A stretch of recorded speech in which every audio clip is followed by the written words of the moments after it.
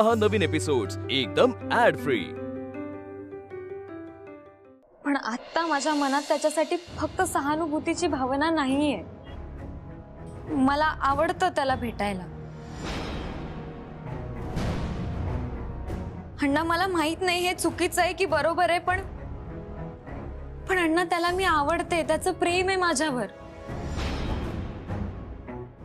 आणि आता मलाही तो आवडायला लागलाय।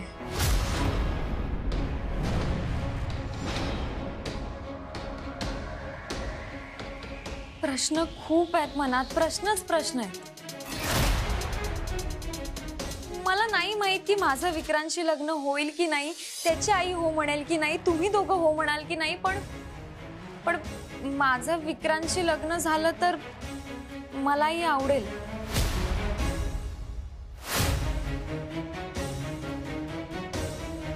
त्याच्या घरचे काय म्हणतील हे कोणालाच माहित नाही। पण तुम्ही सांगा, तुमच्या मनात काय आहे, तुमचं मत काय आहे?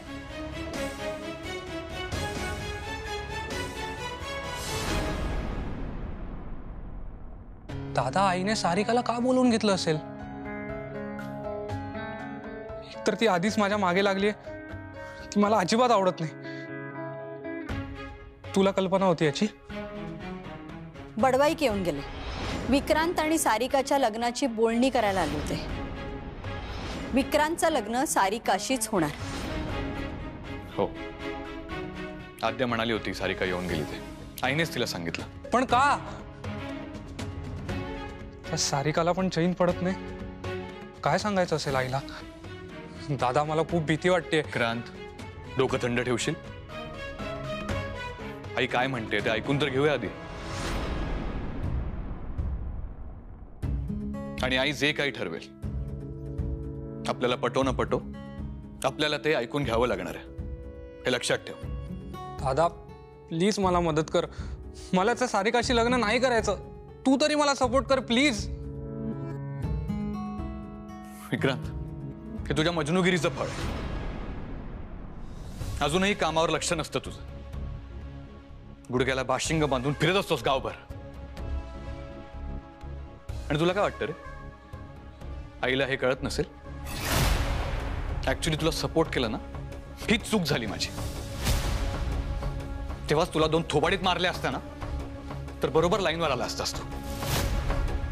आपल्याला हे सगळं भोगावंच नसतं लागलं। तू जे केलंस ते मी लपवायला गेलो, आणि त्यामुळे माझे आणि आईचे संबंध दुरावले।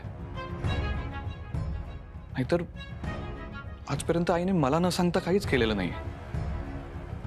कोण कुठला तो पुरुषोत्तम येतो, आई त्याला 20 लाख रुपये देते, आणि आता बंगला पण दिलाय त्याला, असं तूच मला सांगितलंस ना?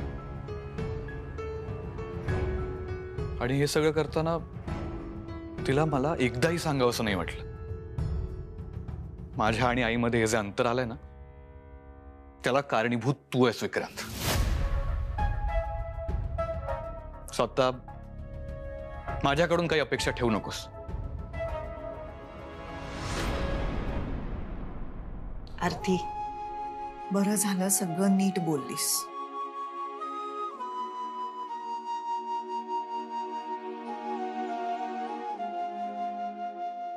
आरती, विक्रांतच्या आईने माझा अपमान केलाय हे मी केव्हाच विसरलीये, आणि त्याविषयी मनमोकळेपणाने आपण सगळे एकमेकांशी बोललोय। त्यानंतर काहीही लपवायचं नाही असं आपलं ठरलं, आणि आज तू तेच केलंयस।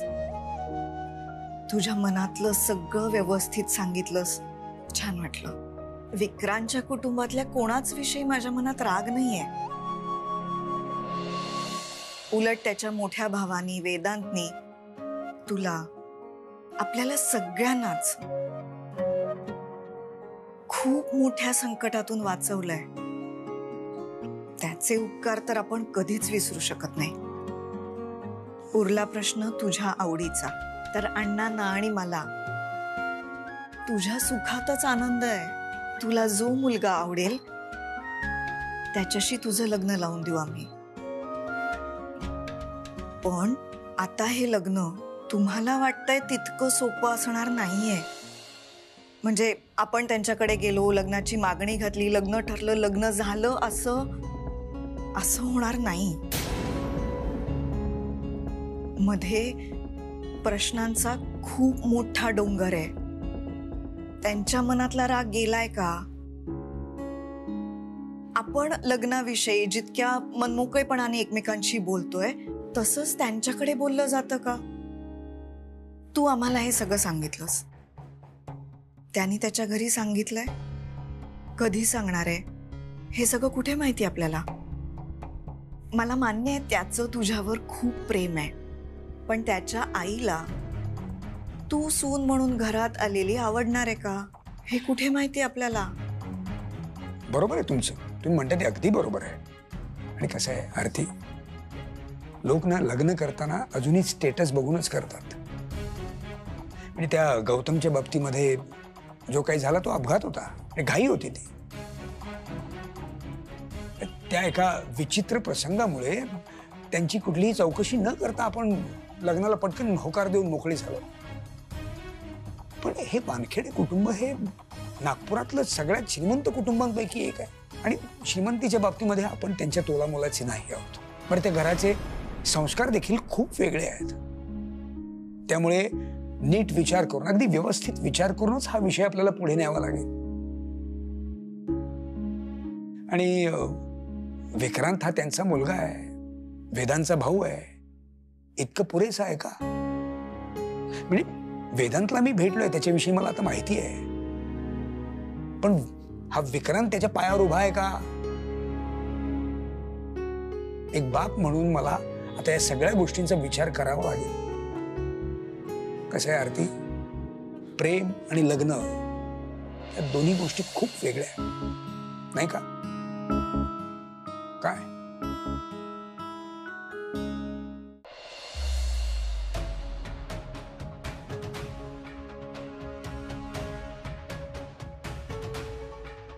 आता मी तुम्हाला दोघांना जे काही सांगणार आहे ते नीट ऐका.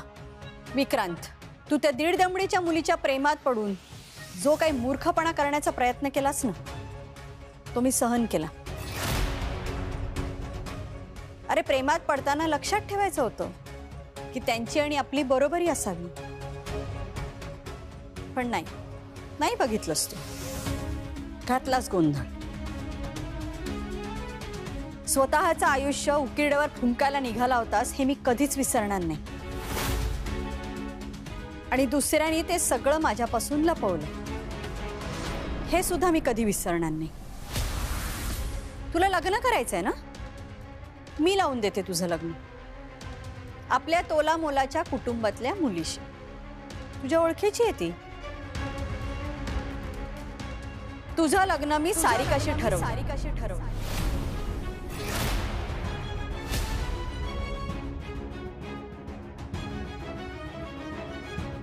तिच्या वडिलांना शब्द दिलाय मी तसा. तुझ्या वडिलांची सुद्धा तीच इच्छा होती. सारिकाला बोलवलं होतं आज मी आणि तिला सांगितलंय की मला सून म्हणून तू हवीयस. आणि मी तिला हेही सांगितलंय की तू मला शब्द दिलायस. आई, हे खरंय, मी तुला शब्द दिलाय, पण सारिका काय वाईट आहे? सुंदर आहे, श्रीमंत आहे. तुझी बहीण सुद्धा त्याच घरात आहे ना, अजून काय पाहिजे आपल्याला? आई प्लीज, हा व्यवहार झाला. मला सारिका आवडते की नाही हे एकदा तरी विचारलंस का तू मला? तू माझी बाजू समजून घे ना दादा. अरे तू तरी बोल ना.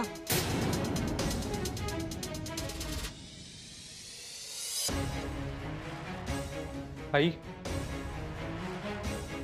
माझा आरतीवर प्रेम.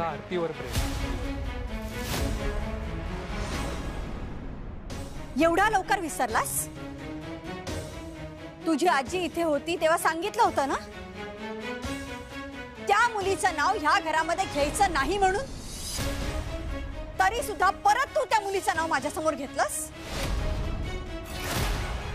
तुझं लग्न आरतीशी होणं या जन्मात तरी शक्य नाहीये विक्रांत. आणि अजून एक गोष्ट, यावरून जर तू परत काही वेडावाकडं पाऊल उचललंस आणि माझ्यापासून जर काही लपवलं गेलं तर मी दोघांचे तोंड आयुष्यात कधीही बघणार नाही. आणि एक गोष्ट लक्षात ठेव, हे लग्न कधी होणार, कसं होणार हे मी आणि बडवाईक ठरवू. माझं बोलणं झालंय. आणि वेदांत, या सगळ्यामध्ये मला तुझी मदत लागेल, कळतंय?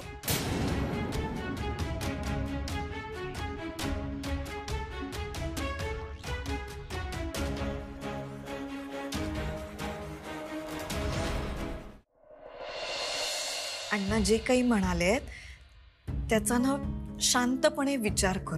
या सगळ्या गोष्टी समजून घे आणि असं सारखं त्याला भेटू नकोस. हे मी का म्हणतेय नीट समजावून सांगते. तुम्हाला दोघींना मी कधी सांगितलं नाही, पण आत्ता हे लग्न मोडल्यानंतर आपल्या अनेक नातेवाईकांचे सतत फोन येत असतात.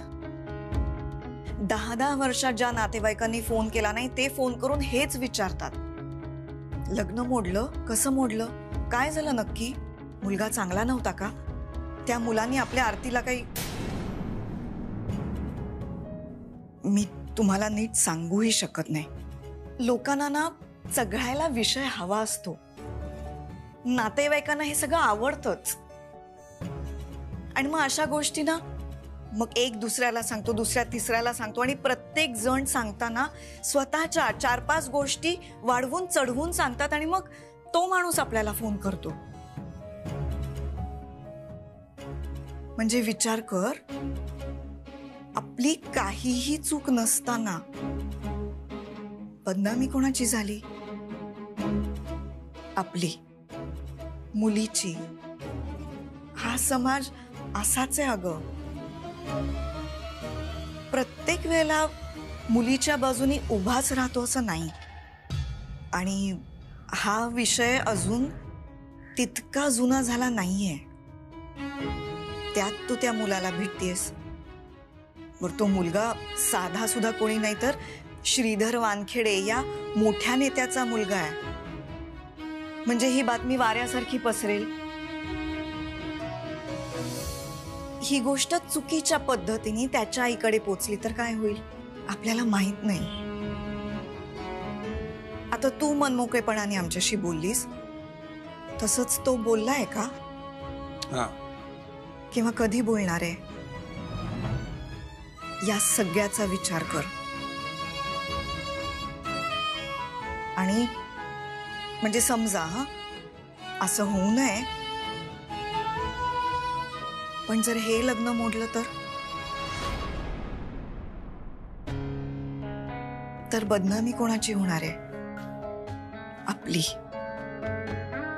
मुलीची. मुलाला फार फरक पडत नाही अगं. पुन्हा सगळे म्हणणार की 2दा लग्न मोडलं म्हणजे मुलीच्यातच काहीतरी खोट आहे. असंच म्हणतात अगं लोक. म्हणून म्हणतेय, जरा धीर धर. वारंवार त्याला भेटू नकोस. आई, अगं पण अमूल्या, आरतीची आवड, तिची पसंती, तिचा निर्णय हे सगळं स्वीकारते की मी. मग माझ्या मताचा आदरही तिने ठेवायला हवा ना. आणि तुम्हा दोघींपेक्षा अनुभव तर जास्ती आहे माझ्याकडे. अनेक स्त्रियांची आयुष्य उद्ध्वस्त होताना बघितली आहेत आम्ही. तुम्हाला असं वाटतं की काळ बदललाय, पण या बाबतीत काळ नाही बदललाय. म्हणून सांगते, ऐक आमचं, आम्ही आहोत ना तुझ्या बाजूनी. त्याला त्याच्या घरी सांगू देत, त्यांच्याकडनं रीतसर मागणी येऊ देत, मग बघूया काय करायचं ते. आरती अगं, तोंड पाडून बसू नकोस. आम्ही खरंच तुझ्या बाजूने आहोत. होईल सगळं नीट. हे बघ आरती, आता तुझी आई जे काय बोलली आहे ना ते मला तरी पूर्णपणे पटलेलं आहे, खरं सांगतो. ताई, मला पण वाटतं की आई जे काही म्हणतीये त्यात तथ्य आहे.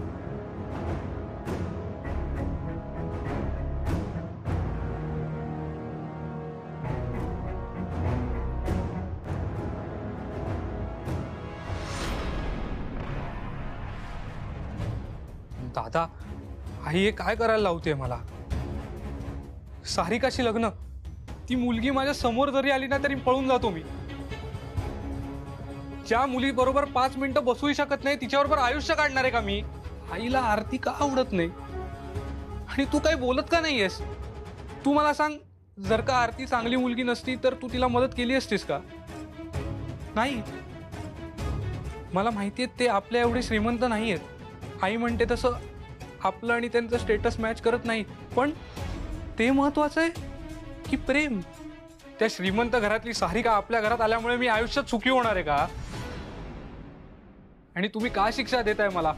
एकदा चुकीचं पाऊल टाकलं म्हणून मी ते वागलो, त्याची शिक्षा मला मिळाली. आता जन्मभर आई हेच ऐकवणार आहे का मला? आणि तू काही बोलत का नाहीयेस? तू तर मला प्रॉमिस केलं होतंस ना? हो, केलं होतं, पण त्यानंतर तू आईला प्रॉमिस केलंस आणि आईने आबूला धरल्यानंतर आपण ठरवलं होतं की आपण आईला कधीच दुखवणार नाही आहोत. म्हणून सारिकाशी लग्न करून माझ्या आयुष्याची वाट लावून येऊ का मी? मला काही माहिती नाही. मला एकच गोष्ट कळतेय की तू माझा मोठा भाऊ आहेस आणि तू मला मदत करणार आहेस आणि तूच आईला पण समजावणार आहेस. अरे, ते नाही ऐकणार, ती माझं सुद्धा नाही ऐकणार. आणि आधी तू शब्द दिला होतास ना तिला. आता काय करू? सारिकाशी लग्न करू? दादा, अरे तुलाही माहितीये कोणीतरी मूर्खच तिच्यावर प्रेम करू शकतो. विक्रांत, तू शांत हो, बघू आपण करू काहीतरी प्रयत्न. पण तू असं बिरबिरल्यासारखं नको वागूस. दादा, तू काही कर, पण माझं लग्न सारिकाशी होऊ देऊ नकोस प्लीज.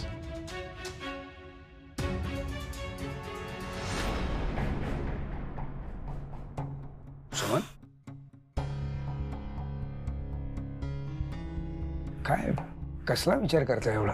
कसला विचार करणार सांगा बरं? आरतीचा कसं होणार आहे आपल्या मुलीचं? म्हणजे तिने तिच्या मनातल्या सगळ्या गोष्टी आपल्याला सांगितल्या हे चांगलं आहे, पण विक्रांत खरंच हे सगळं त्याच्या घरी सांगू शकणार आहे का? आणि समजा जरी सांगितलं तरी नूतनताई हो म्हणतील? हे दोघे बाहेर भेटतायत, फिरतायत, लोकांना कळेल काय? समजा उद्या त्यांचं लग्न झालं नाही तर आरतीला वाईट वाटेल, खूप वाईट वाटेल, ती रडेल, आपण तिला समजावू, पण लोकांचं काय हो? त्यांची तोंड कशी बंद करणार? तुझं म्हणणं अगदी बरोबर आहे. माझ्या मनात ना आणखी एक प्रश्न आहे. म्हणजे या वेदांत विषयी आपल्याला थोडी तरी कल्पना आहे. तो हुशार आहे, कर्तबगार आहे, यशस्वी आहे. पण या विक्रांतचं काय? तो वानखेडेंचा मुलगा आहे, वेदांचा भाऊ आहे, एवढं पुरेसं आहे? काय तो नेमकं काय करतो आपल्याला कळायला नको? तसं काय आपण असं कधीच स्वप्न बघितलं नाही घोड्यावरनं राजकुमार येईल आणि आपल्या मुलींशी लग्न करेल ना. आपल्या मुलींनी तसं कधी स्वप्न बघितलं?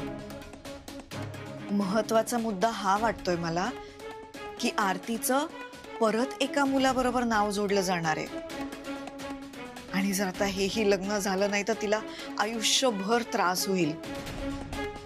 आपल्या आरतीला भोगावं लागेल हो. सुमन, तुमची ही सगळी काळजी समजू शकतोय मी. तुमच्या या सगळ्या मतांची मी पूर्णपणे सहमत आहे. पण खरं सांगू का सुमन, या सगळ्यामध्ये ना आपल्या बिचाऱ्या आरतीची काही चूक नाही. आपण बोट दाखवलं त्या मुलाशी लग्नाला तयार झाली की नाही ती. आता तिने आपल्याकडे तिचं मन मोकळं केलेलं आहे. शांतपणे आपल्याला काय करता येईल ते बघूया आपण. करू काहीतरी होईल.